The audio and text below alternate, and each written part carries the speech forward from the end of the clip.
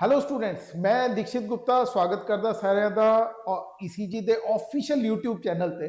ਤਾਂ ਮੈਂ ਅੱਜ ਤੁਹਾਨੂੰ ਥੋੜਾ ਜਿਹਾ ਹਟ ਕੇ ਟੌਪਿਕ ਮੈਂ ਨੋਟੀਫਿਕੇਸ਼ਨ ਤੋਂ ਮੈਂ ਬੇਸਿਕ ਇਲੈਕਟ੍ਰੀਕਲ ਇੰਜੀਨੀਅਰਿੰਗ ਬਾਰੇ ਤੁਹਾਡੇ ਨਾਲ ਗੱਲ ਕਰਾਂਗਾ ਅੱਜ, ਬਿਕੋਜ਼ PSTCL ਨੇ ਆਪਣੀ ਜਿਹੜੀ ਜੌਬ ਵੈਕੈਂਸੀਜ਼ ਆਊਟ ਕੀਤੀ ਨੇ ਤਾਂ ਉਹਦੇ ਚ ਆਪਾਂ ਸਟਾਰਟ ਕਰ ਰਹੇ ਨੇ ਇੱਕ series basic foundation level series ਤੋਂ ਲੈ ਕੇ ਆਪਾਂ ਇੱਕ ਐਕਸਟੈਂਟ ਤੱਕ ਜਾਵਾਂਗੇ as per the requirement of PSTCL ਤੇ PSTCL।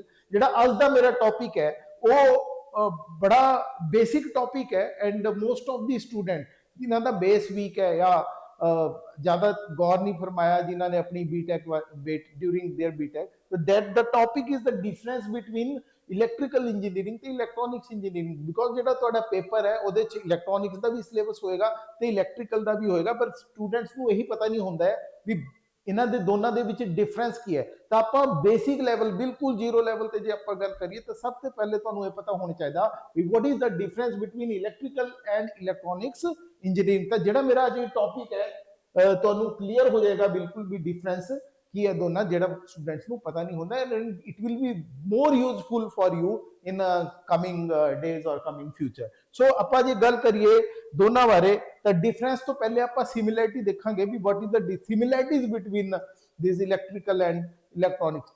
ਇੱਕ ਹੁੰਦਾ ਹੈ ਕੁਆਂਟੀਟੀਜ਼ ਤੇ ਇੱਕ ਹੁੰਦਾ ਹੈ ਕੰਪੋਨੈਂਟਸ। ਜੇ ਆਪਾਂ ਕੁਆਂਟੀਟੀਜ਼ ਬਾਰੇ ਗੱਲ ਕਰੀਏ ਤਾਂ ਬੇਸਿਕ ਕੁਆਂਟੀਟੀ ਜਿਹੜੀ ਇਲੈਕਟ੍ਰੀਕਲ 'ਚ ਵੀ ਤੁਹਾਨੂੰ ਮਿਲੇਗੀ ਤੇ ਇਲੈਕਟ੍ਰੀਕਲ ਤੇ ਵੀ ਮਿਲੇਗੀ, ਉਹ ਹੈਗੀ ਵੋਲਟੇਜ, ਕਰੰਟ ਤੇ ਪਾਵਰ। ਹੋਰ ਵੀ ਹੈਗੀ ਲੇਕਿਨ ਇਹ ਆਪਾਂ basic everybody is aware of these quantities weather he is in electrical engineering ਜਾਂ ਇਲੈਕਟ੍ਰੋਨਿਕਸ ਇੰਜੀਨੀਅਰ ਹੈ। ਤਾਂ ਇਹਦੇ ਜਿਹੜੀ ਬੇਸਿਕ ਕੁਆਂਟੀਟੀਜ਼ ਹੈ ਉਹ ਸੇਮ ਹੁੰਦੀ ਹੈ, ਬਟ ਡਿਫਰੈਂਸ ਕੀ ਹੈ? ਕੁਆਂਟੀਟੀਜ਼ ਤਾਂ ਸੇਮ ਹੈ ਬਟ ਉਹਨਾਂ ਦੇ ਜੇ ਵਿੱਚ ਜਿਹੜਾ ਡਿਫਰੈਂਸ ਹੈ ਉਹ ਹੈ ਉਹਨਾਂ ਦੀ ਰੇਟਿੰਗ ਨੂੰ ਲੈ ਕੇ।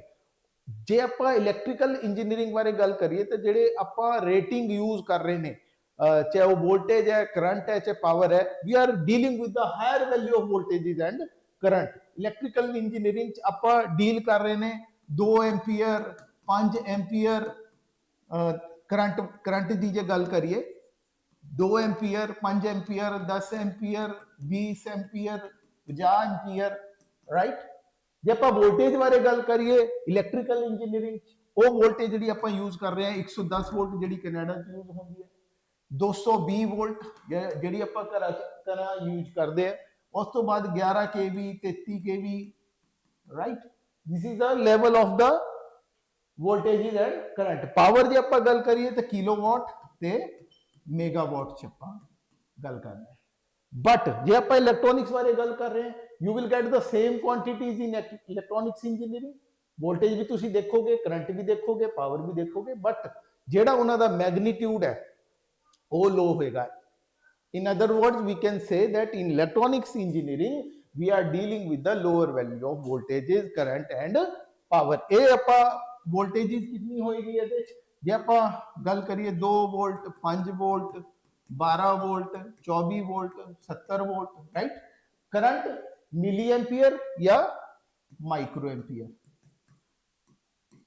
ਰਾਈਟ, ਜਾਂ 1 ਐਂਪੀਅਰ ਤੱਕ ਵੀ। 1 ਐਂਪੀਅਰ ਤਾਂ ਬਹੁਤ ਜ਼ਿਆਦਾ ਹੋ ਜਾਂਦਾ ਹੈ but we are dealing with milli ampere and micro ampere. Voltage ਵੀ ਬਹੁਤ ਘੱਟ ਹੁੰਦੀ ਹੈ।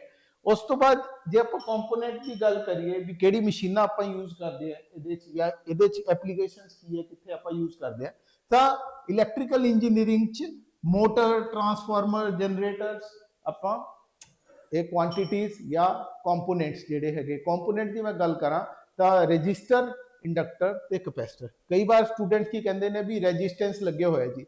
ਰੈਜਿਸਟੈਂਸ is the property of that particular resistor or that component।